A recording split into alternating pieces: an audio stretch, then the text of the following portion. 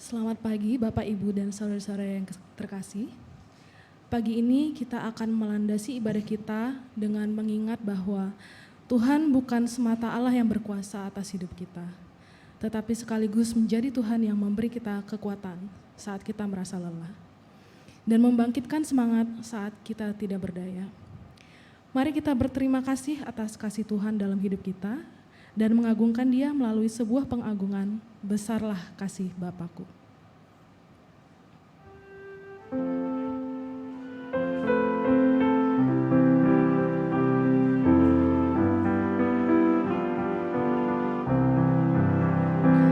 Besarlah kasih Bapakku, selalu melingkupiku, di mana diriku dihasutnya.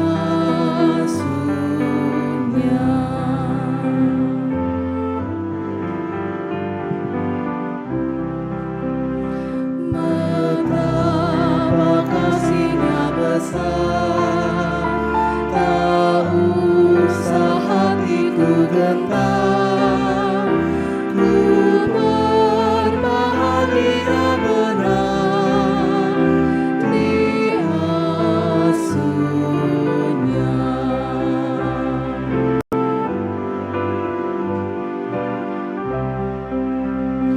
Ya Bapa, dalam kasih-Mu, arahkan tiap langkahku.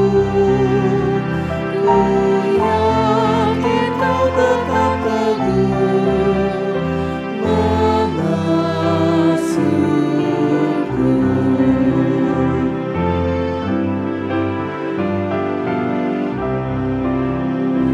Ya Bapa, atas kasih-Mu yang selalu menaungiku, ku naikkan terima kasih-Ku kepadamu.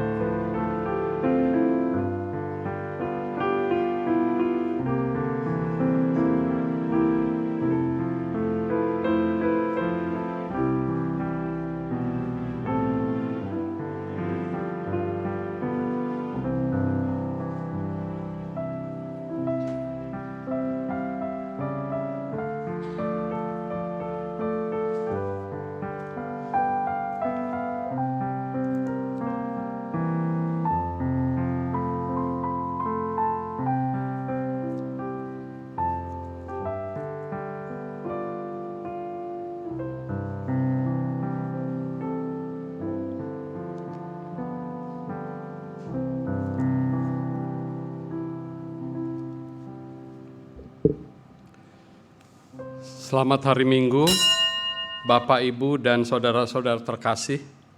Selamat beribadah bagi umat yang berada di gedung gereja maupun melalui kanal YouTube GKI Taman Aries. Tema ibadah kita hari ini adalah sentuhan kasih Allah. Firman Tuhan akan dilayankan oleh Pendeta Rinto Tampu Bolon.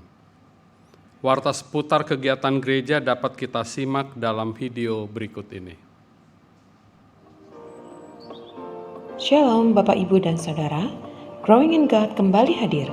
Mari kita saling bertumbuh mendalami firman Tuhan yang akan diadakan pada hari Selasa 6 Februari 2024 pukul 19.30.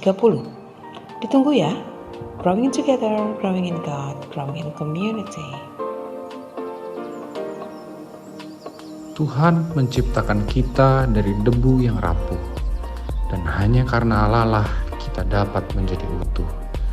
Mari Bapak, Ibu, saudara-saudara semua, kita mengawali masa raya Paskah 2024 dengan mengikuti ibadah Rabu Abu pada tanggal 14 Februari 2024 pukul 19.30 dipimpin oleh Pendeta Rinto Tampu Bolon. Tuhan Yesus memberkati. Teruslah berkarya, Tuhan sudah buka jalan. Bapak, Ibu, Saudara, dan Saudari GKI Taman Aries, mari kita bersama-sama menghadiri rangkaian Masa Raya Paskah 2024 di GKI Taman Aries. Dimulai dari Rabu Abu pada 14 Februari pukul 7.30 malam, Minggu Prapaskah dari 18 Februari hingga 24 Maret dalam 3 kali kebaktian pukul 7.30 pagi, 10 pagi, dan 5 sore. Kamis Putih pada 28 Maret pukul 7.30 malam, Jumat Agung pada 29 Maret dalam 2 kali kebaktian pukul 7.30 pagi dan 5 sore. Sabtu Sunyi pada 30 Maret pukul 7 pagi dan Paskah Subuh pada 31 Maret pukul 5 subuh dan perayaan Paskah sore pukul 5 sore. Selamat menapak tilas pengorbanan Yesus di kayu salib. Tuhan Yesus memberkati. Saat ini, Klinik Karya Kasih telah menerima layanan BPJS. Bagi Bapak Ibu yang akan memindahkan vaskes ke Klinik Karya Kasih atau mengalami kendala di dalam proses pemindahan vaskes, dapat menemui pengurus klinik setelah ibadah 1 dan 2 di meja depan. Majelis Jemaat GKI Taman Aries membuka kesempatan bagi jemaat dan simpatisan GKI Taman Aries yang terpanggil untuk memberikan persembahan bunga mimbar. Mohon dapat mendaftarkan diri dengan cara mengisi buku yang tersedia di meja penyambutan atau menghubungi Tata Usaha GKI Taman Aries pada jam kerja.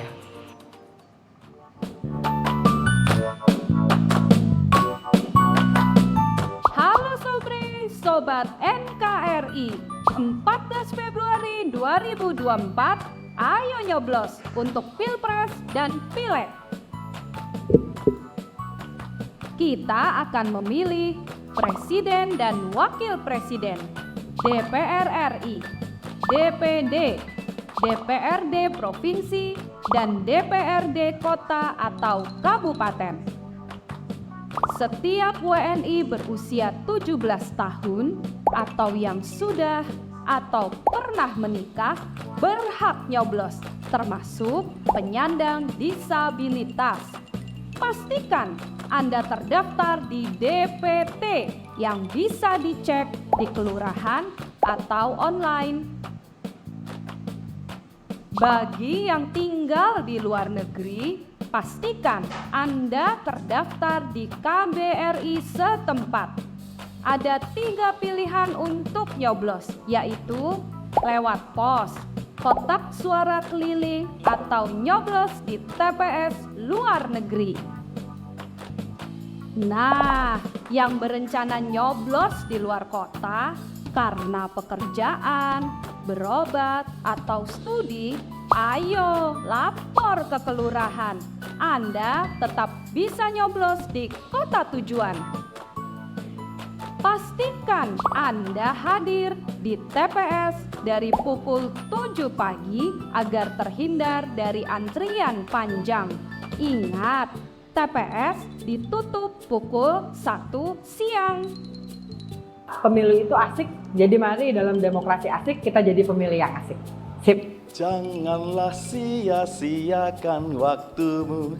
Ingat, 14 Februari 2024 berbondong-bondong ke TPS dan tentukan pilihan Anda. Anda dan saya adalah anak-anak kandung yang sah dari Republik ini. Kita pemilik yang asik. Dan sebagai pemilik yang asik, mari kita nyoblos. Jangan lupa, ayo nyoblos. Jangan golput, supaya Tuhan dimuliakan dan Tuhan berkarya di Indonesia. Terima kasih. Beda pilihan, gak masalah. Kita bikin pemilu 2024 pemilu yang asik. Yo ayo kita nyoblos, 1 suara berharga. Dipersembahkan oleh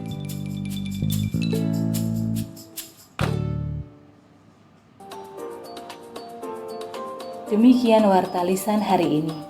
Keterangan selengkapnya dapat dilihat di Warta Jemaat. Mari kita siapkan hati untuk beribadah. Saudara-saudara, marilah kita menghadap dan menyembah Tuhan Allah kita. Dialah Allah kita adalah umat gembalaannya, dan kawanan domba tuntunan tangannya. Tuhanlah napas kehidupan kita. Kuasanya telah membarui kita. Tuhan meneguhkan, mengasuh, dan mengutus kita sebagai murid-Nya. Terpujilah Tuhan. Mari beribadah dengan sukacita. Datanglah ke hadapannya dengan sorak-sorai. Sebab Tuhan itu baik, kasih setianya untuk selama-lamanya, dan kesetiaannya tetap turun-temurun.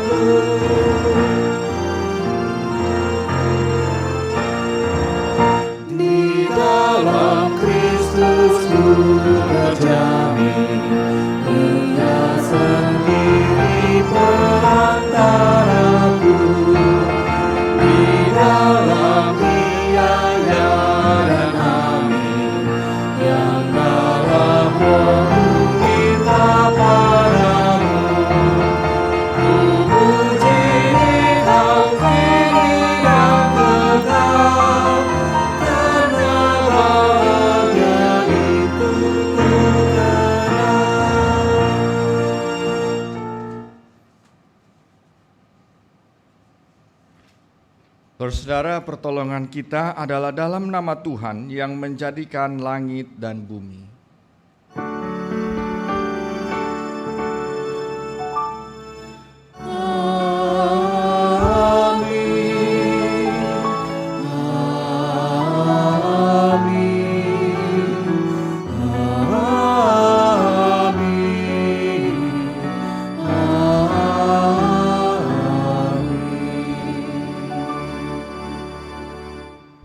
Tuhan beserta saudara. Dan beserta saudara juga.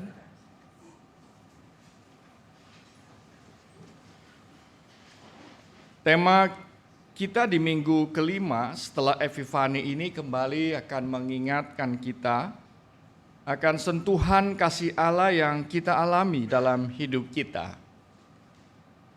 Saudara-saudara dan saya diajak untuk merenungkan kembali bagaimana sentuhan ilahi yang memulihkan, melegakan, membangkitkan, memberi kesembuhan, bahkan menggerakkan orang untuk melayani dengan segenap hati. Saudara, tujuan Allah hadir dan menyingkapkan dirinya di tengah dunia adalah untuk menyentuh dan membangkitkan hidup kita. Dengan cinta dan sentuhan Allah itulah, maka kita semua beroleh kekuatan baru seperti burung Raja Wali yang terbang di atas badai. Menjadi perenungan kita pada pagi ini, sudahkah kita mensyukuri kasih Allah dalam hidup kita? Apakah sebagai murid-Nya kita sudah membalas kebaikan Tuhan dengan memperlakukan orang yang membutuhkan kasih dan pertolongan kita dengan sapaan dan tindakan menyatakan kasih Allah, atau kita hanya mendoakan mereka yang lapar namun tidak memberikan mereka makan, atau kita berdoa bagi mereka yang miskin, sakit, dan kesepian, namun kita tidak memberi mereka perhatian dan sentuhan kasih yang mereka butuhkan. Saudara, dalam kesempatan ini, mari kita merenungkan kelemahan kita untuk memenuhi itu semua di hadapan Tuhan di dalam doa pribadi kita. Kita berdoa secara pribadi.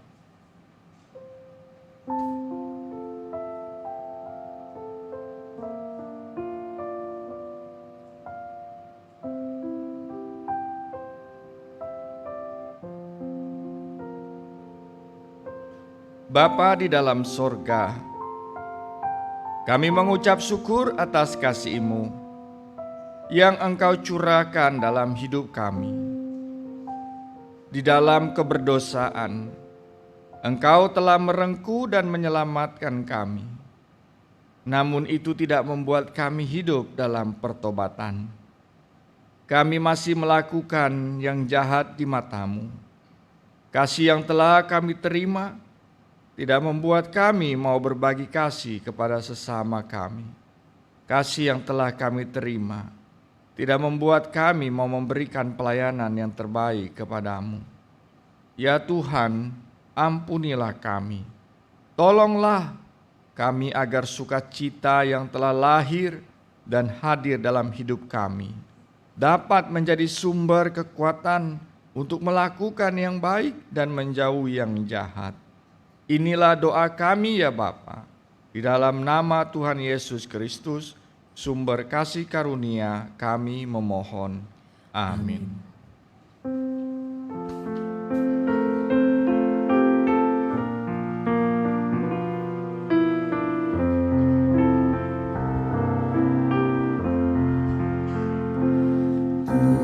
Tuhanku, bila hati kawanku terluka oleh tingkah ucapku dan kehendakku jadi panduku, ampunilah.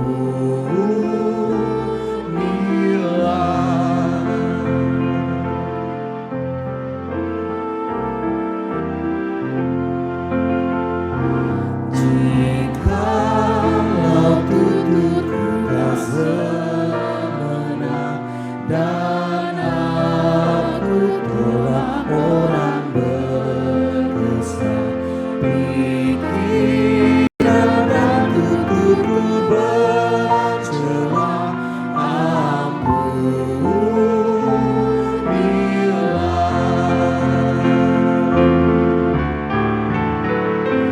Dan hari ini aku bersembah serta padamu Bapa berserah, berikan padaku kasih-Mu mesra.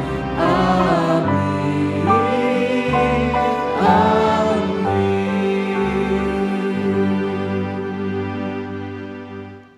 Sambutlah berita anugerah dari Tuhan yang dinyatakan dari Kolose pasal 3 ayat 12 sampai 13. Karena itu sebagai orang-orang pilihan Allah yang dikuduskan dan dikasihinya, kenakanlah belas kasihan, kemurahan, kerendahan hati, kelemah lembutan dan kesabaran. Sabarlah kamu seorang terhadap yang lain apabila seorang mempunyai keluhan terhadap yang lain. Di dalam Kristus engkau telah diampuni. Di dalam Kristus engkau pun telah diampuni. Damai Kristus bagimu. Damai Kristus bagimu juga. Saudara bisa memberi salam.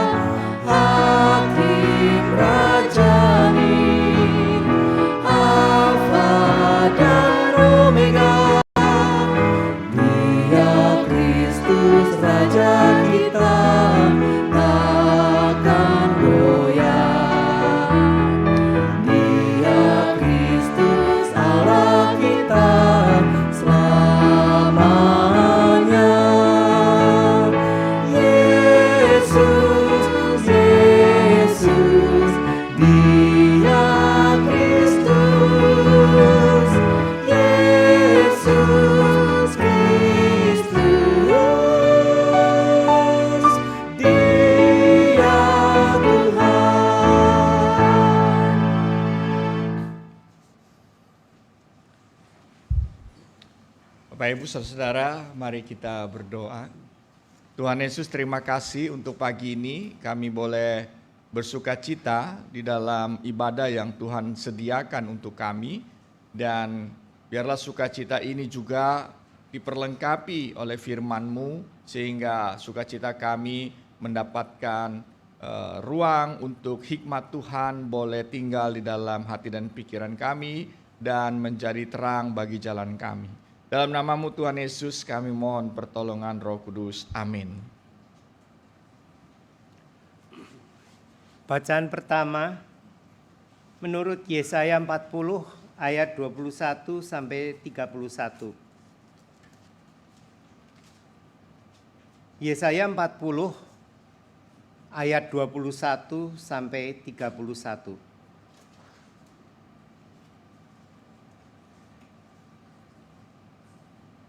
Tidakkah kamu tahu? Tidakkah kamu dengar? Tidakkah diberitahukan kepadamu dari semula? Tidakkah kamu mengerti bagaimana dasar bumi diletakkan?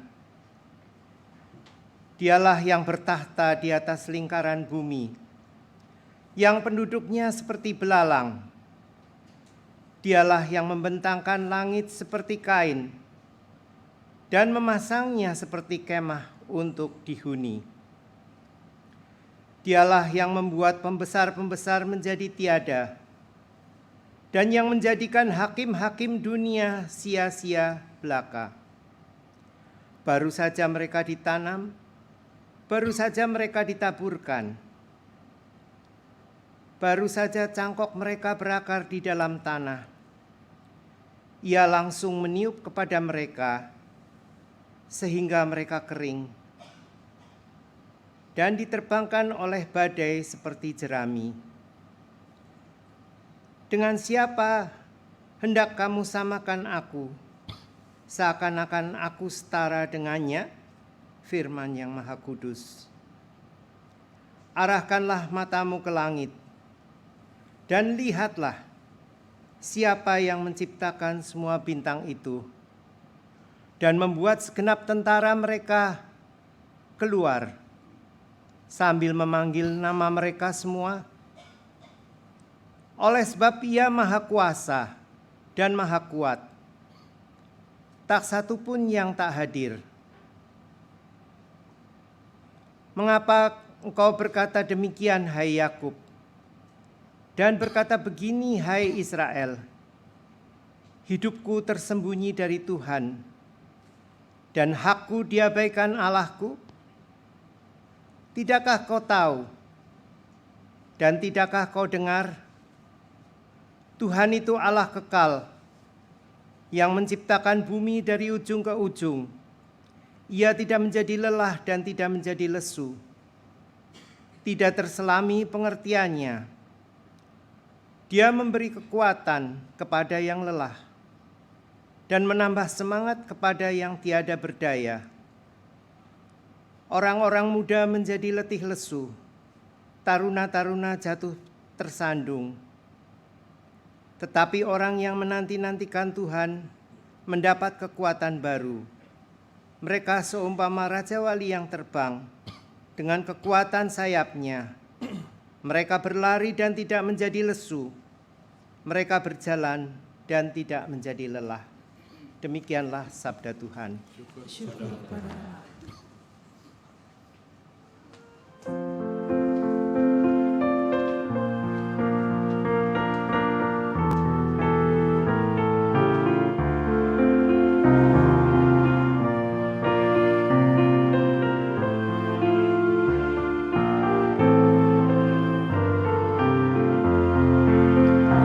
Haleluya, sungguh baik bermazmur bagi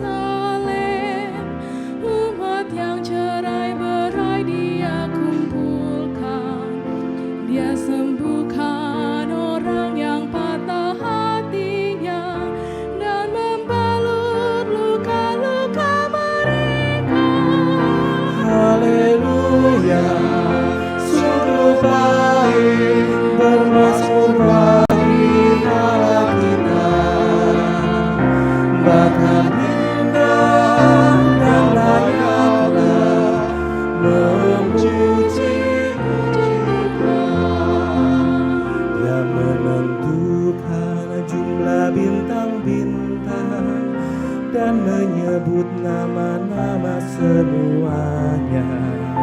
Besarlah Tuhan, berlimpah kekuatannya, kebijaksanaannya tidak terhingga.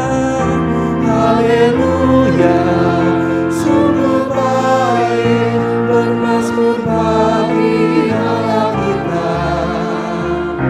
Makan indah dan layaklah memuji-muji Tuhan.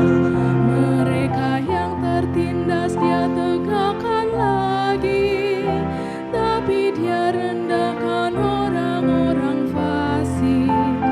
Bernyanyilah baginya dengan nyanyian syukur, bermazmurlah baginya dengan kecapi. Haleluya, sungguh baik, bermazmur bagi Allah kita. Bahkan indah dan layaklah memuji-muji Tuhan. Dia yang tutupi laut dengan awan-awan, yang menyediakan hujan bagi bumi, yang membuat gunung-gunung menumbuhkan rumput, yang memberi makanan pada hewan, pada anak-anak burung gagak, yang memanggil-manggil.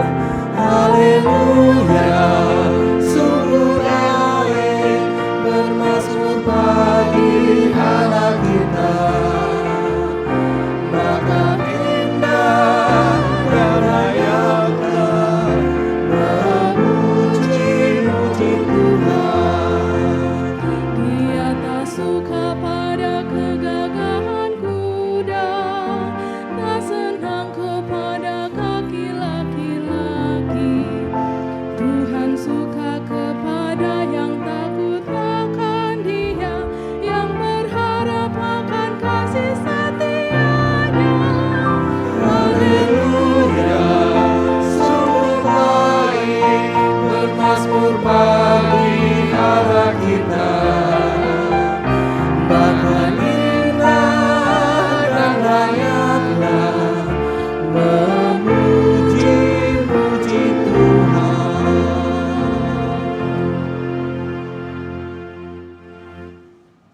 Bacaan kedua diambil dari 1 Korintus 9 ayat 16 sampai 23.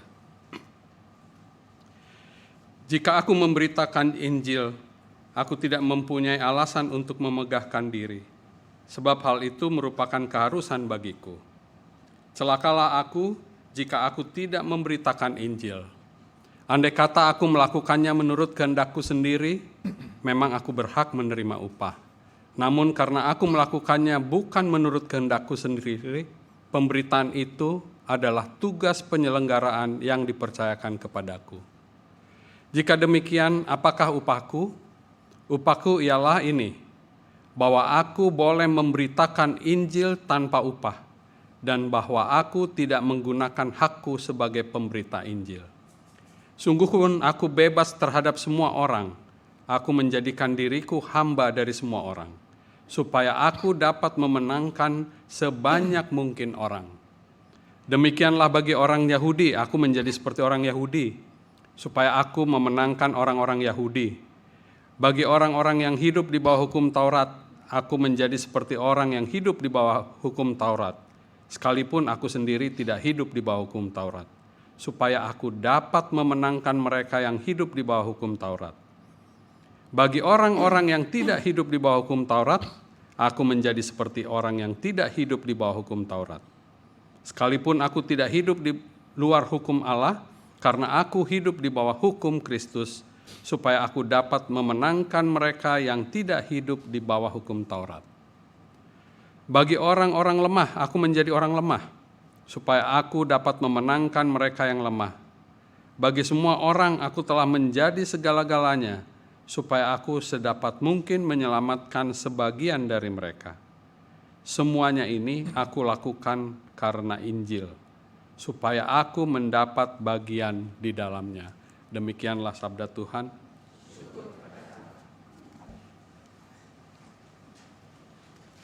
Injil Tuhan kita Yesus Kristus menurut Markus pasal 1 ayat 29 sampai 39. Sekeluarnya dari rumah ibadat itu, Yesus bersama Yakobus dan Yohanes masuk ke dalam rumah Simon dan Andreas. Ibu mertua Simon terbaring karena demam. Mereka segera memberitahukan keadaannya kepada Yesus. Ia mendekat dan sambil memegang tangannya, ia membangunkannya. Dan demam itu meninggalkan dia dan perempuan itu melayani mereka. Menjelang malam, sesudah matahari terbenam, dibawalah kepada Yesus semua orang yang menderita sakit dan yang kerasukan setan. Seluruh penduduk kota itu pun berkerumun di depan pintu.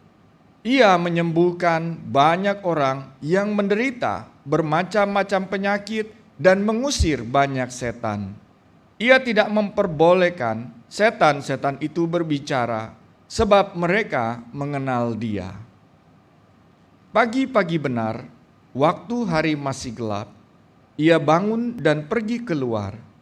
Ia pergi ke tempat yang terpencil dan berdoa di sana. Simon dan kawan-kawannya pun mencari-cari dia. Ketika mereka menemukannya, mereka berkata kepadanya, "Semua orang mencari engkau." Jawabnya, "Marilah kita pergi ke tempat lain, ke kota-kota sekitar ini, supaya di sana juga aku memberitakan Injil, karena untuk itu aku telah datang." Lalu pergilah ia ke seluruh Galilea, memberitakan Injil dalam rumah-rumah ibadat mereka dan mengusir setan-setan. Demikianlah Injil Yesus Kristus. Berbahagia kita semua yang mendengar dan yang memeliharanya.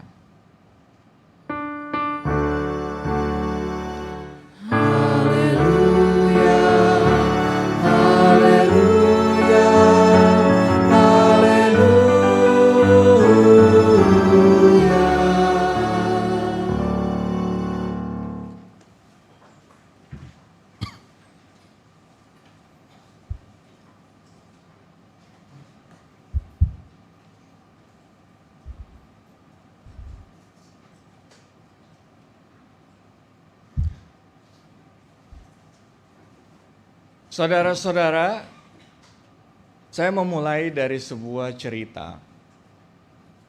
Ada sepasang suami istri bernama Daryl dan Stacy. Mereka menikah pada tahun 1987. Waktu mau menikah, Stacy memiliki pertimbangan. Kenapa dia menikah dengan Daryl? Daryl seorang pria yang bertubuh atletis. Dia kuat, dia besar, dan dia juga humoris. Lalu Stacy berpikir, kalau dia menikah dengan Daryl, dia akan gembira dan bahagia. Dan terlebih lagi, dia merasa bahwa Daryl akan menjaga hidupnya. Daryl akan terus menemani dia dengan kekuatannya. Lalu 3 tahun perjalanan berlalu. Ternyata Daryl didiagnosis mengalami sebuah penyakit yang disebut dengan multiple sclerosis. Penyakit ini sesuatu yang luar biasa. Waktu dideteksi, dia masih mengalami tahap gejala awal. Waktu berjalan saudara-saudara, dan penyakit ini hilang, kambuh begitu dengan tiba-tiba gejalanya. Dan dalam perjalanan penyakit ini semakin lama semakin kuat, dan pada akhirnya Daryl mengalami kelumpuhan kakinya. Stacy dan Daryl sebagai orang yang percaya, orang yang beriman, mereka terus menjaga dan merawat optimisme hidup mereka.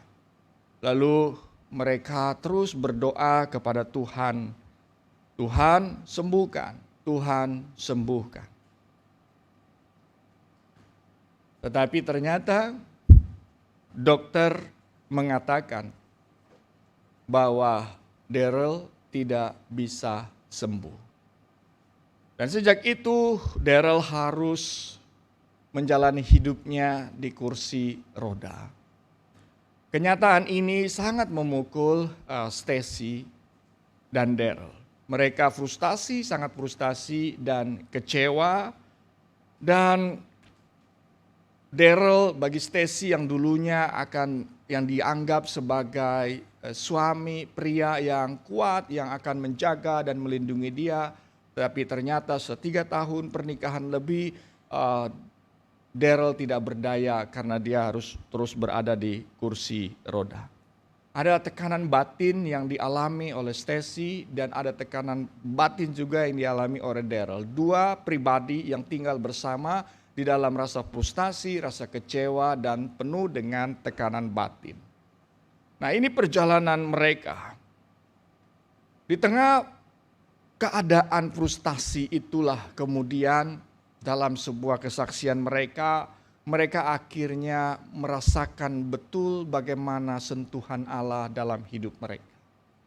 Stacy pada akhirnya dia menyadari, dia di suatu waktu dia kembali kepada tujuan dirinya untuk menikah dengan Daryl.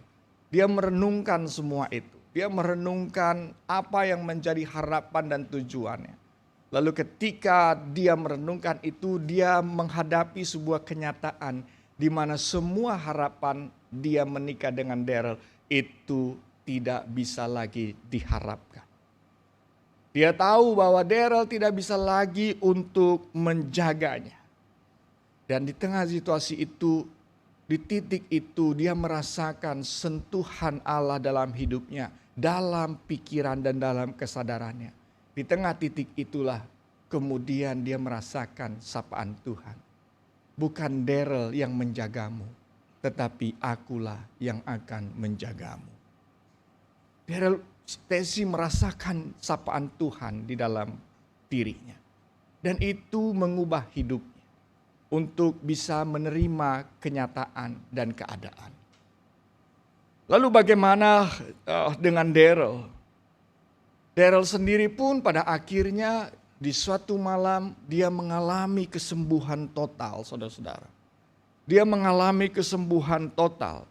Ketika di suatu malam Daryl kemudian menyadari betul bahwa ada kenyataan dalam hidupnya yang tidak bisa diubah. Daryl di suatu malam menyadari betul sebuah kenyataan bahwa dia harus terus hidup di kursi roda. Tetapi disitulah kemudian dia merasakan sentuhan Allah. Di dalam malam itu dia menyadari akhirnya. Dia dipulihkan hidupnya. Dia katakan, sentuhan Tuhan membuatku semakin dekat kepada rancangan Allah atas diriku. Dia sadar kenyataan tidak bisa diubah. Dia sadar bahwa seumur hidup dia akan duduk di kursi roda. Dia awalnya frustasi, kecewa dan menolak semua ini. Tetapi di malam itu dia disembuhkan, dipulihkan Tuhan. Bukan kakinya yang bisa berdiri. Tetapi kemudian jiwa, hati dan pikirannya itu yang kemudian menjadi kuat. Dan dia berkata, dalam sentuhan Tuhan, dalam situasi ini, aku merasakan bahwa aku ternyata semakin dekat dengan rancangan Tuhan. Nah, Bapak Ibu, saudara-saudara, perjalanan sentuhan Tuhan itu, perjalanan hidup mereka, pada akhirnya mendewasakan iman mereka.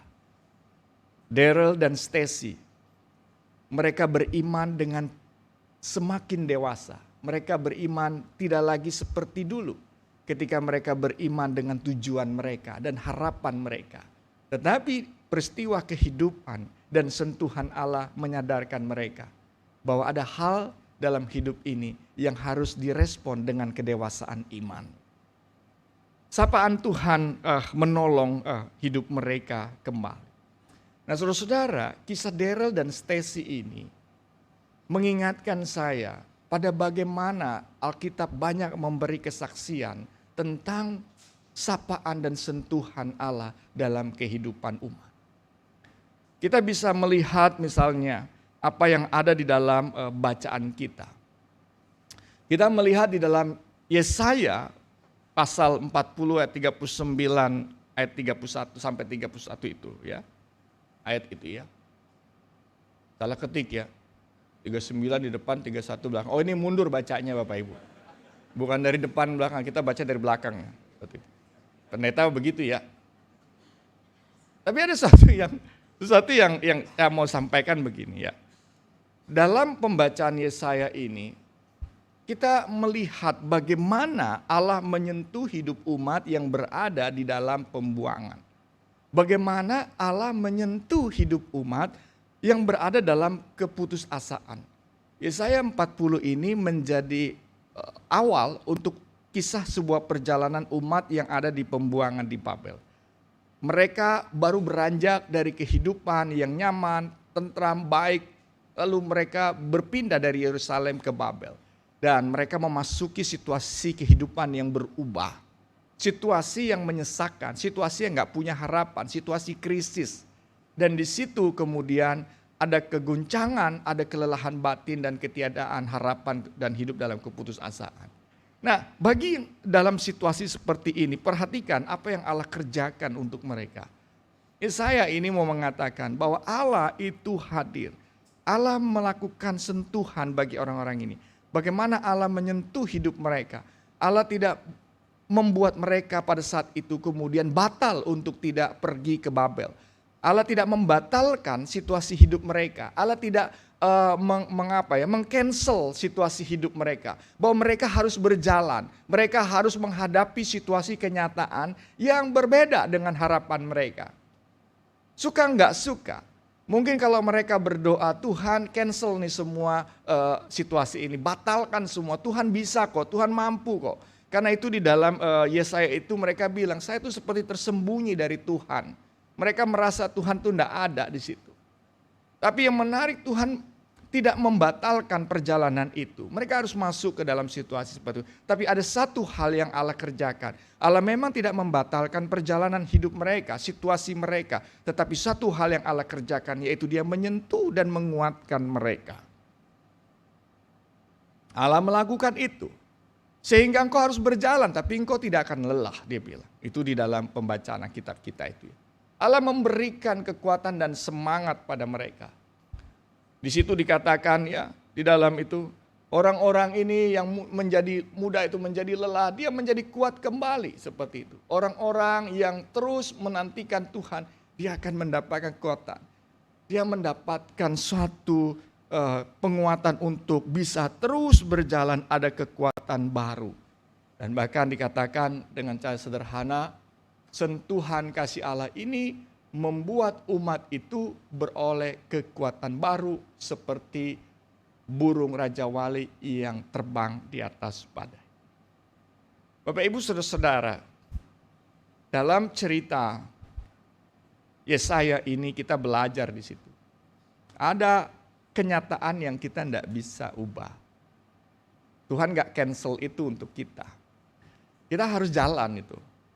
Ada persoalan, pergumulan yang kita meminta Tuhan ini bisa disingkirkan, batalin. Janganlah ngadepin ini, tapi tidak bisa.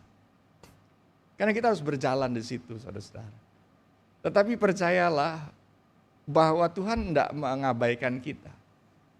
Dia ajak kita untuk masuk terus jalan, tetapi Dia berikan kita sentuhan kekuatan.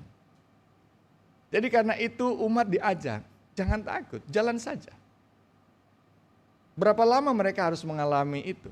Kalau di ujungnya akhirnya kita tahu, kurang lebih 70 tahun mereka harus menghadapi persoalan yang sama terus menerus 70 tahun. Kalau kita persoalan yang sama seminggu aja udah bikin apa? Depresi ya. Kalau pernah ngalamin nggak persoalan yang sama 70 tahun? Nggak kebayang gitu, bagaimana bisa jalan terus. Tetapi disinilah keajaiban kasih Tuhan. Ya, ketika kita jalan kita lelah, Tuhan sentuh.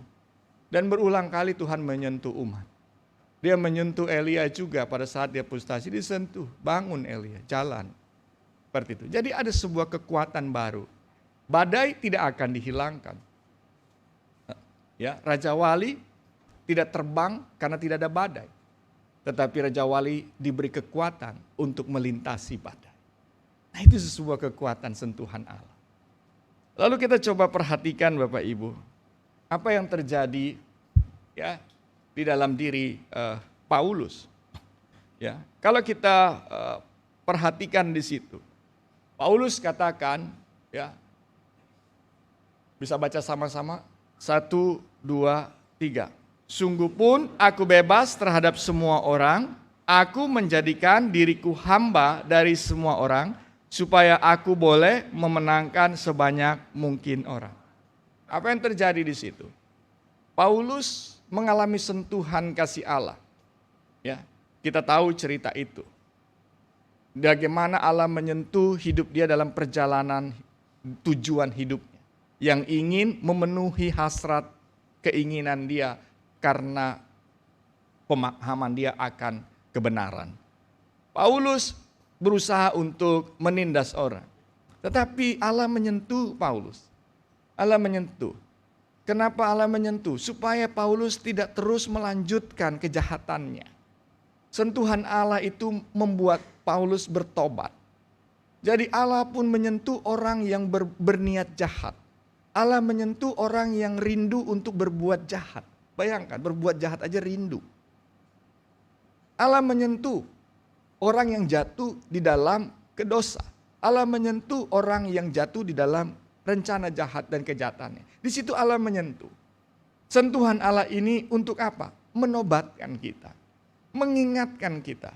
Supaya kita jangan sampai kemudian terjerumus di dalam kondisi itu terus-menerus. Nah, di sini kita melihat betapa pedulinya Allah pada hidup Paulus. Dia tidak mau membiarkan satu pribadi ini kemudian hidup dalam kebinasaan. Karena itu Allah menyentuh. Tetapi kemudian bayangkan, sentuhan Allah bukan hanya membuat Paulus kemudian berubah hidupnya. Tetapi sentuhan Allah membuat Paulus memiliki tujuan baru dalam hidupnya. Dan itu sesuatu yang indah. Ada banyak orang yang bertobat tetapi tidak memiliki tujuan baru dalam hidupnya. Ada banyak orang disentuh Tuhan. Dia hanya tadinya penjudi tidak menjadi penjudi. Dia tadi hanya pencuri tidak menjadi pencuri. Dia tadinya pezina tidak menjadi pezina. Hanya sebatas itu. Dia tadinya orang yang sering bersaksi dusta, berbohong, menjadi orang yang tidak bersaksi dusta dan berbohong. Hanya itu. Tetapi sentuhan Allah yang masuk dalam hidup seseorang, hati seseorang, harusnya dia akan menyentuh jiwa dan tujuan hidupnya. Jadi sentuhan Allah mengubah, bukan hanya diri tidak melakukan kejahatan, tetapi diri kemudian menemukan tujuan hidup yang baru. Paulus menemukan tujuan hidupnya yang baru, yaitu secara total. Kalau dulu dia mau membinasakan banyak orang, sekarang dia mau memenangkan hidup banyak orang. Dan itu sentuhan Allah. Pertobatan membuat kebiasaan kita berubah. Tetapi pertobatan yang dirasakan dalam sentuhan kasih Allah membuat kita mempunyai tujuan hidup yang baru. Membinasakan, memenangkan jiwa banyak orang. Dan ini sebuah tujuan. Dan ini hasil dari sentuhan Allah kepada Paulus. Dan itu yang dia kerjakan secara total. Karena itu dia selalu berpikir bagaimana sebanyak mungkin sepanjang aku hidup, aku memenangkan hati banyak orang. Bapak Ibu, saudara, sentuhan Allah bukan hanya harusnya mengubah kita. Dari tadi yang menjadi jahat, berpikir buruk, negatif pada orang dan lain sebagainya. Tapi sentuhan Allah harusnya membuat kita bukan hanya menjadi orang baik, tetapi menjadi orang yang memiliki tujuan untuk Allah. Kita diajak, sentuhan itu membuat kita memenangkan ada banyak orang. Memenangkan yang terdekat dengan kita. Dan memenangkan orang-orang yang kita kenal. Dan memenangkan jiwa dari orang-orang yang tidak kita kenal. Lalu kemudian kita perhatikan apa yang terjadi di dalam Injil Markus. Perhatikan apa yang terjadi pada ibu mertua Petrus. Di situ dikatakan Yesus pergi ke tempat perempuan itu dan sambil memegang tangannya ia membangunkan dia. Lalu lenyaplah demamnya, kemudian perempuan itu melayani mereka. Sentuhan Allah itu menyembuhkan, memulihkan ibu mertua Petrus. Petrus sangat sayang sama ibu mertua. Ini catatan buat anak-anak menantu. Harus sayang sama mertua. Karena yang sayang sama mertua Tuhan datang pada dia. Ya, itu. Amin. Iya. Terima kasih Pak Rinto. Para mertua berkata di dalam hatinya. Tapi betul, berkat Tuhan tidak jauh pada menantu yang sayang sama mertuanya. Ya, sayang sama orang tua ada perintahnya. Tapi sayang sama mertua itu juga dikatakan oleh firman Tuhan. Ya. Nah, jadi Allah memberi sentuhan kepada ibu mertua Petrus dan itu memulihkan dia. Tapi perhatikan bahwa sentuhan Allah bukan hanya memulihkan tubuhnya, tetapi sentuhan Allah memulihkan tujuan hidupnya. Ibu mertua Petrus dikatakan oleh Alkitab sangat pendek sekali ceritanya. Dia sembuh dan dia melayani Tuhan. Bapak Ibu, seringkali kita di dalam keadaan seperti mertua Petrus. Kita sakit dan kita hanya punya tujuan untuk sembuh. Berulang kali Tuhan menyembuhkan kita, betul?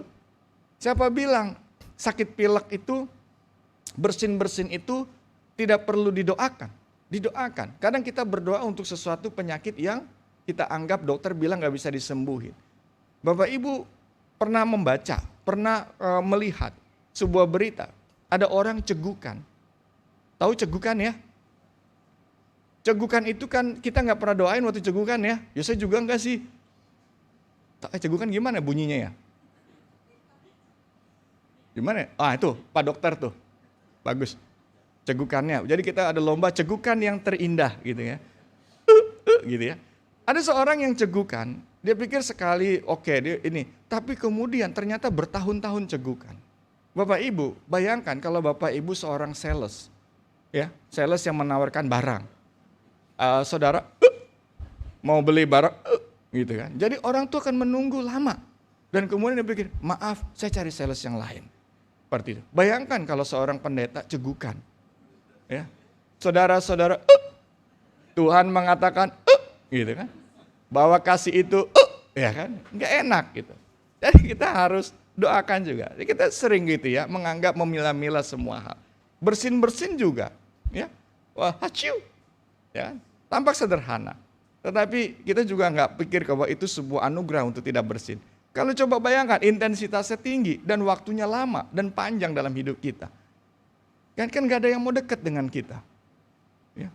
Nggak ada yang mau ngajak makan bareng. Bapak Ibu bayangin ketika dia mau makan, dia masukin nasi, dia bersin. Kan itu mengotori makanan yang ada di depan. Dan yang paling parah, bersin itu, ini yang paling mengerikan dalam hidup. Nasinya masuk ke sini. Pernah ngalamin ya? Itu sakit sekali kan? Oh iya dong, masa gak pernah sih ya? Ya mungkin ada yang gak pernah ya. Tapi kalau mengalami itu sakit sekali gitu ya. Dan ini juga. Nah berulang kali itu Tuhan tuh menyembuhkan kita. Tetapi kadang kita gak melihat kesembuhan itu juga memulihkan tujuan hidup kita. Mertua Petrus, dia sakit, dia demam, dia disentuh oleh Allah, dia disembuhkan oleh Allah. Tetapi bagi mertua Petrus ini bukan sekedar kesembuhan tubuhku. Mertua Petrus membawa sentuhan Allah itu sampai masuk ke dalam hidupnya, ke dalam hatinya. Dan karena itu ketika dia pulih, ketika dia sembuh, dia kemudian memakai semuanya untuk sebuah tujuan baru, yaitu melayani Kristus. Kalau ini yang terjadi, kita berulang kali sembuh dan berulang kali Tuhan memulihkan kita dan berulang kali Tuhan menguatkan, memulihkan tujuan hidup kita untuk melayani Tuhan. Betapa indahnya akan banyak jiwa yang lebih banyak dimenangkan. Itu yang terjadi. Nah, Bapak Ibu, saudara, bagaimana dengan hidup kita? Apakah kita juga mengalami sentuhan Allah? apakah kita juga merasakan sentuhan Allah saat ini?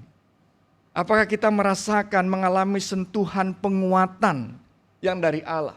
Seperti umat Allah di pembuangan yang dalam keadaan letih lesu, tetapi kemudian memiliki kekuatan baru dan semangat untuk terbang tinggi seperti burung Raja Wali sekalipun mengalami krisis dan kesusahan. Saudara bilang, saya mengalami krisis dan kesusahan saat ini. Tetapi di tengah seperti itu saudara, apakah saudara juga merasakan bagaimana sentuhan kasih Allah yang menguatkan, yang membuat Tuhan merasakan bahwa memang situasi itu nggak bisa di-cancel, nggak bisa dibatalkan. Saudara harus jalan di situ. Seperti umat di pembuangan itu. Tuhan nanti punya waktu untuk mengembalikan mereka ke Yerusalem. Itu ada waktunya Tuhan. Tetapi waktunya yang Tuhan sediakan saat ini adalah berjalan. Dan di situ kita bilang, ngalamin nggak sentuhan itu? Jadi ketika kita ngalami sentuhan kasih Tuhan itu, kita jalan, ya jalan saja. Kita tahu Tuhan saya lemah, jujur saja sama Tuhan. Tuhan saya letih, jujur saja. Dan kemudian di situ Tuhan akan bilang, ya oke, kamu lemah saya tahu kok. Kamu letih saya tahu kok. Tapi satu hal yang kamu harus sadar. Kalau kau bisa melangkah kembali satu langkah, lihatlah betapa aku yang memberi kekuatan padamu. Pada saat kau sudah mulai jatuh, aku bukan hanya sentuh kau, tapi aku angkat kamu. Jalan. Sampai pada waktu aku memulihkan hidupmu. Ada orang Kristen iman itu menjadi dewasa di sana. Iman dewasa itu bukan iman yang menjerit melulu Bapak Ibu. Iman yang dewasa itu bukan iman yang terus berteriak di tengah-tengah krisis. Iman yang dewasa itu adalah iman yang tahu bahwa krisis harus dijalani. Kondisi harus dijalani, tapi iman yang dewasa merasakan sentuhan Tuhan yang menguatkan hidupnya. Lalu kemudian apakah kita juga mengalami sentuhan seperti Paulus, mengalami sentuhan peneguhan itu, yang bertobat dari kesalahannya dan menjadi pemberita firman Tuhan, Injil Tuhan untuk memenangkan jiwa banyak orang. Bagi kita yang saat ini terus hidup di dalam hal-hal yang buruk, yang jahat, membawa kita dalam dosa. Di situ kita justru meminta Tuhan, Tuhan sentuh saya. Tetapi sentuh bukan hanya menjadi orang baik, tetapi orang baik yang memiliki tujuan baru dalam hidupnya. Itu sentuhan yang Allah inginkan. Itu sentuhan yang Allah ingin dapatkan. Gereja itu disentuh. Orang-orang ke gereja itu adalah orang-orang yang mengalami sentuhan Tuhan. Karena itu dia mau menjadi baik. Karena itu dia datang ke rumah Tuhan. Dia mau menjadi baik. Karena itu dia tergerak untuk berangkat ke rumah Tuhan. Tetapi di rumah Tuhan Allah menyentuh kita. Bukan hanya menjadi orang yang baik. Tetapi orang baik yang memiliki tujuan baru dalam hidupnya. Memenangkan. Ada banyak jiwa untuk Allah. Apakah kita juga mengalami sentuhan pemulihan? Seperti ibu mertua Petrus, saudara dipulihkan dari sakit berulang kali oleh Tuhan. Tetapi apakah itu menyentuh hati saudara? Menyentuh hati kita, pikiran kita. Sehingga kita pun kemudian merasakan panggilan Tuhan untuk melayaninya.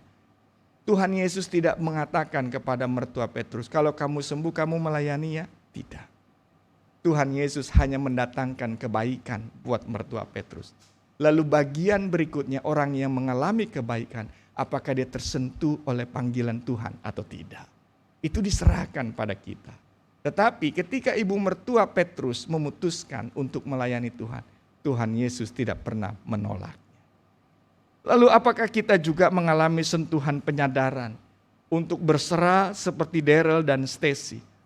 Yang menyadari bahwa ada hal yang tidak dapat berubah dalam hidupnya. Yang menyadari bahwa inilah kondisinya. Di dalam kehidupan ini ada banyak hal yang kita pada akhirnya berada di ujung Bapak Ibu. Ada banyak orang yang kemudian mengalami sakit dalam tahap yang di ujung di mana dokter mengatakan tidak bisa sembuh. Tetapi di situ kita membutuhkan sentuhan Allah. Bahwa Allah menyentuh Daryl dan Stacy. Dia sentuh apa?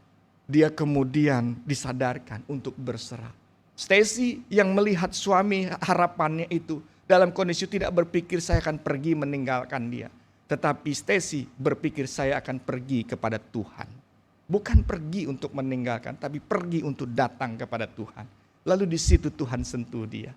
Stacy, bukan suamimu yang akan menjagamu. aku yang akan menjagamu. Dan kemudian Daryl juga begitu.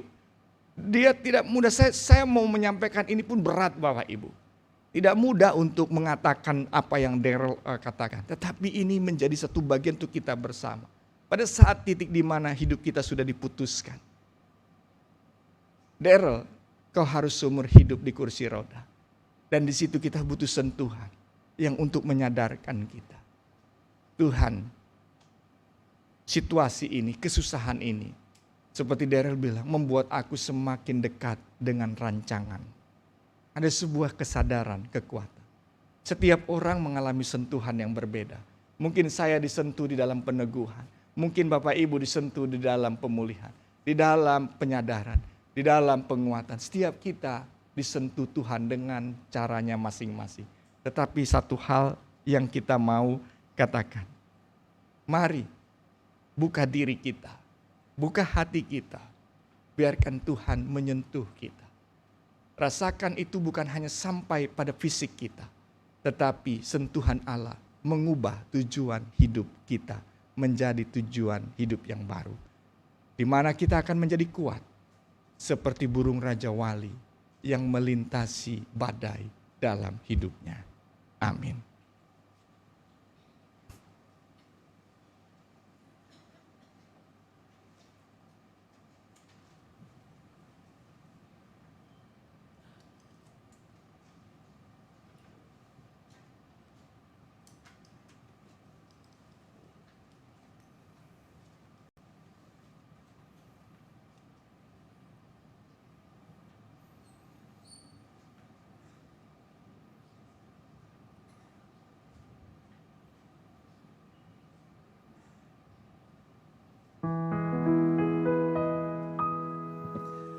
Aku ingin selalu berada di hadirat-Mu. Aku ingin selalu berlindung dalam naungan-Mu.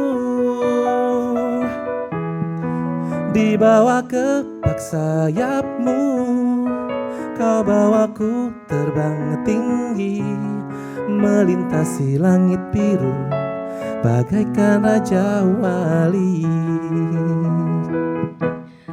Aku ingin selalu berada di hadirat-Mu. Aku ingin selalu berlindung dalam naungan-Mu. Di bawah kepak sayap-Mu, Kau bawaku terbang tinggi, melintasi langit biru bagaikan Raja Wali. Bagai Raja Wali, melintasi gunung tinggi. Bagai Raja Wali, melintasi badai hidup. Di bawah kepak sayap-Mu, Kau bawaku terbang tinggi, melintasi langit biru bagaikan Raja Wali. Aku ingin selalu berada di hadirat-Mu. Aku ingin selalu berlindung dalam naungan-Mu. Di bawah kepak sayap-Mu, Kau bawaku terbang tinggi, melintasi langit biru bagaikan Raja Wali. Bagai Raja Wali, melintasi gunung tinggi.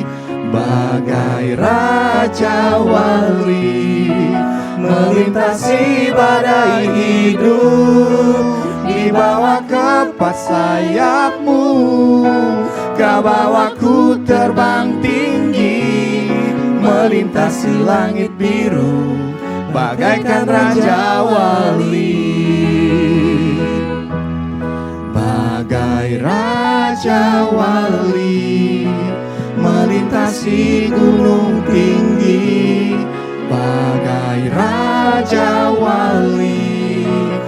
melintasi badai hidup. Di bawah kepak sayapmu, kau bawaku terbang tinggi, melintasi langit biru, bagaikan Raja Wali. Melintasi langit biru, bagaikan Raja Wali. Melintasi langit biru, bagaikan Raja Wali.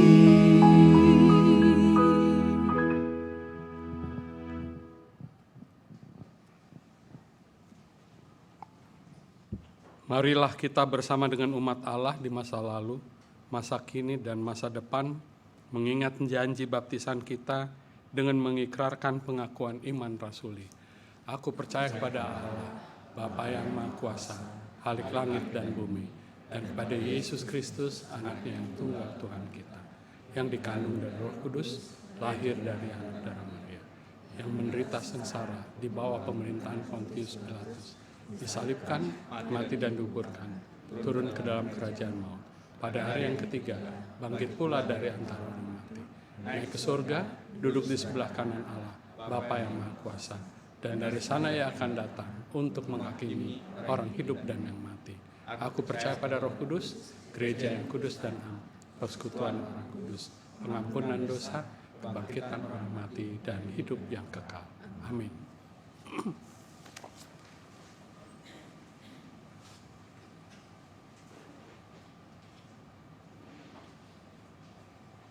Bapak Ibu, mari kita naikkan syafaat kita. Bapa Surgawi, Tuhan Yesus yang baik, terima kasih. Biarlah kiranya firman itu boleh menyentuh hati kami dan kami menyadari bahwa dalam hidup ini sentuhan kasih Allah dalam Kristus terus masih berlaku di sepanjang hidup kami. Sehingga kami terus diberi kekuatan, kami dipulihkan, kami diteguhkan, sehingga sentuhan itu memberikan sebuah tujuan hidup yang baru di dalam kehidupan kami. Bapa Surgawi, Tuhan Yesus yang baik, pada kesempatan ini kami juga mau menaikkan beberapa pokok doa. Biarlah Tuhan boleh berkenan untuk memberkati pokok-pokok doa kami ini. Kami berdoa untuk raker, rapat kerja, majelis jemaat, dan BPJ, dan juga kebersamaan MJ. Tuhan memberkati semua pelayanan dan juga kegiatan tersebut. Kami juga berdoa untuk memohon rahmat-Mu ketika kami akan memasuki masa prapaskah, untuk persiapan-persiapan semuanya Tuhan berkati. Juga untuk kegiatan-kegiatan Paskah ataupun juga kegiatan Prapaskah, Tuhan memberkati panitia yang menyiapkan itu semua, dan kami jemaat Tuhan untuk ambil bagian di dalam pertumbuhan tersebut. Kami juga berdoa untuk yang terdekat, untuk Rabu Abu yang akan dilaksanakan tanggal 14 bulan 2. Tuhan berkati seluruh prosesnya, dan biarlah melalui Rabu Abu ini kami masuk di dalam permenungan yang dalam akan kehidupan dan tentang siapa kami di hadapan Allah. Tuhan Yesus, kami juga berdoa untuk tenaga pelayan gerejawi TPG, untuk anak-anak remaja pemuda youth di GKI Taman Aries yang sudah mencapai tahap akhir. Kami bersyukur untuk kehadiran dalam pelayanan kami ke depan, untuk Saudari Vera yang akan melayani di lingkup remaja dan pemuda di GKI Taman Aries. Tuhan selalu beri hikmat bagi Saudari Vera dalam pelayanannya. Tuhan Yesus, kami juga berdoa mengucap syukur untuk juga klinik karya kasih yang sudah ada dan akan menjalani proses akreditasi dan juga BPJS.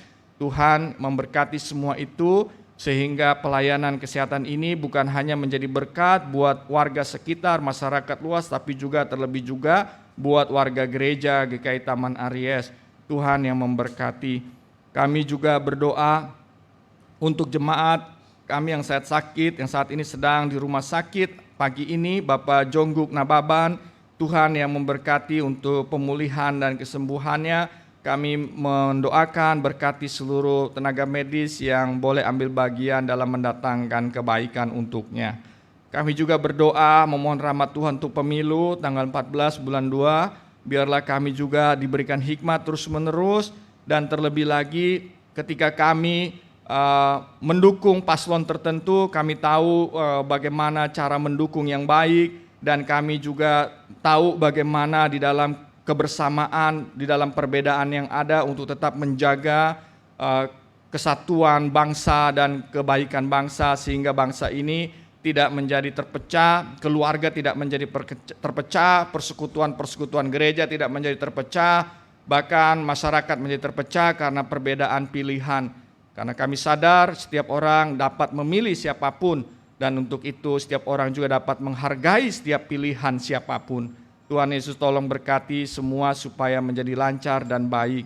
Kami berdoa buat bangsa dan negara ini, Tuhan, di tengah-tengah tahun politik ini biarlah damai sejahtera Tuhan boleh melingkupi supaya bangsa dan negara ini tetap kondusif untuk melewati masa tahun politik ini, karena perjalanan kami bangsa dan negara ini tidak hanya untuk bulan Februari ini saja, tetapi kami ingin terus berjalan di dalam damai sejahtera dan juga perkembangan-perkembangan untuk tahun-tahun ke depan.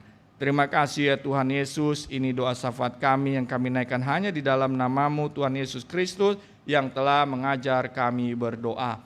Bapa kami yang di sorga, subuhkan nama-Mu, datanglah kerajaan-Mu, jadilah kehendak-Mu di bumi seperti di sorga. Berikanlah kami pada hari ini makanan kami secukupnya, dan ampunilah kami akan kesalahan kami, seperti kami juga telah ampuni orang bersalah pada kami. Dan janganlah membawa kami dalam pencobaan, tapi lepaskanlah kami pada yang jahat, karena Engkaulah yang punya kerajaan dan kuasa dan kemuliaan sampai selama-lamanya. Amin.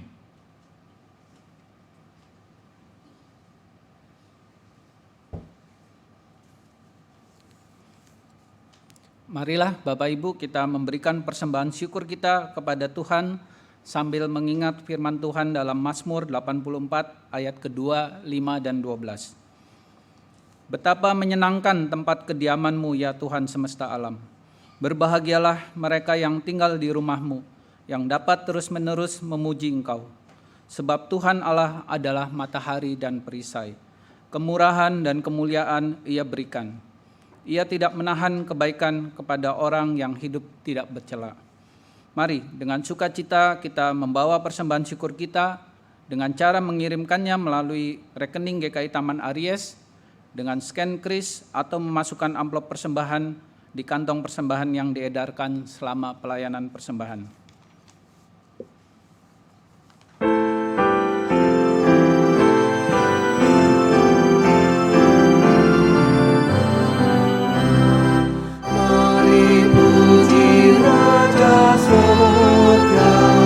Persembahan bawalah, ditebusnya jiwa raga yang memuji namanya. Puji Dia, puji Raja semesta.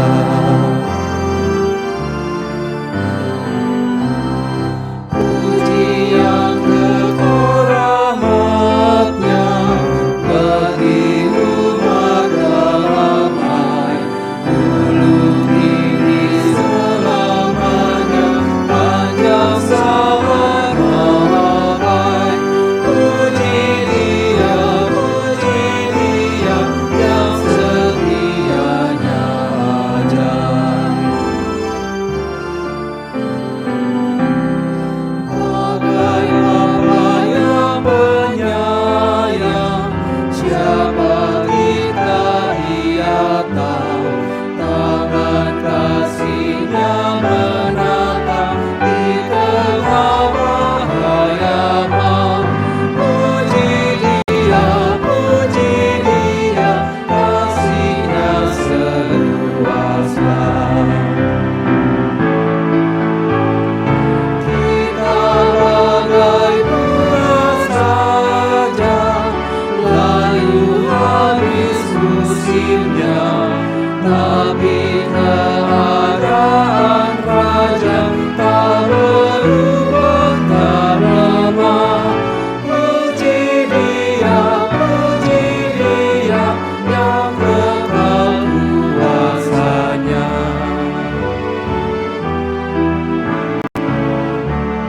Sujudlah hai para surga,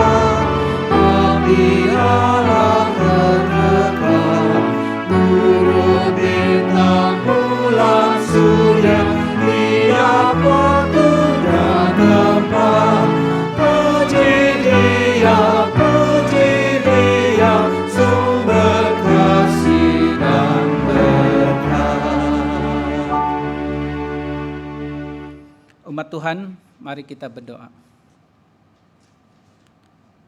Terima kasih untuk curahan kasih dan karunia Tuhan bagi kami, sehingga pada saat ini kami ada dan berdaya, tidak lain hanya karena kasih karunia Tuhan. Ajarlah kami untuk senantiasa mengucap syukur atas kehidupan kami setiap hari ya Tuhan, dengan melakukan apa yang baik bagi pekerjaan Tuhan. Dan kiranya melalui persembahan ini semakin luas dampak pelayanan persekutuan kami yang mencerminkan kasih setia-Mu terhadap orang-orang di sekitar kami yang membutuhkan. Di dalam nama Tuhan Yesus Kristus kami berdoa dan bersyukur. Amin.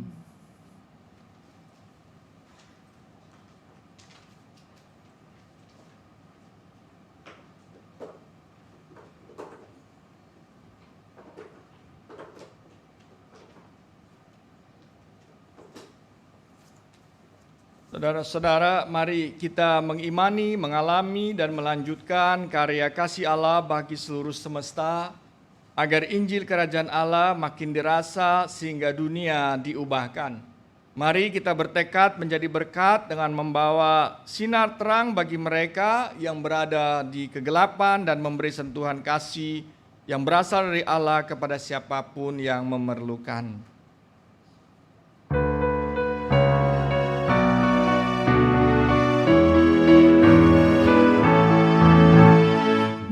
Jalan hidup yang lebar sempit, orang sedih mengerang.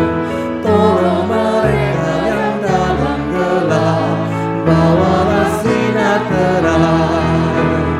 Pakailah aku jalan berkat-Mu, memancarkan cahaya.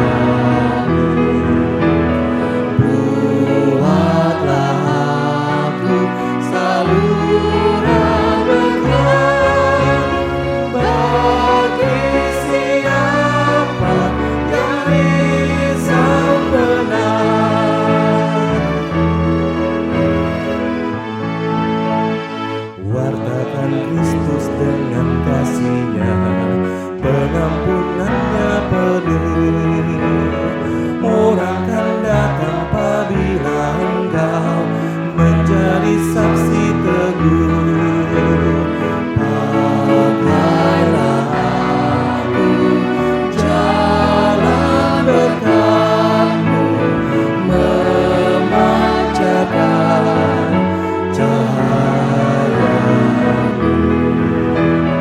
Buatlah aku saluran berkat bagi siapa yang risau benar.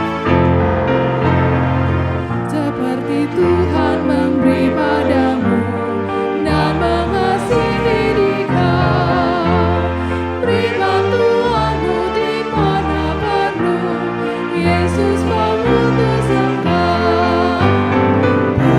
Pakailah aku jalan berkat-Mu, memancarkan cahaya-Mu.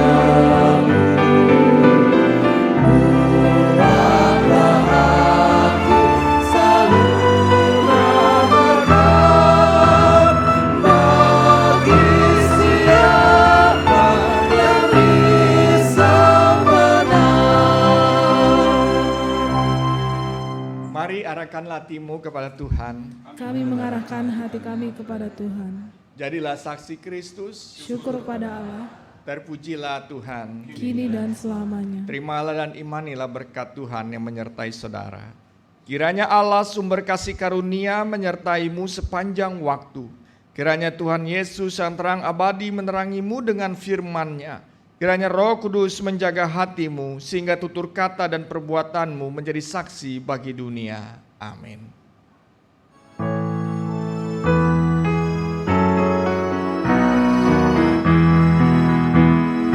Haleluya, amin. Haleluya, amin.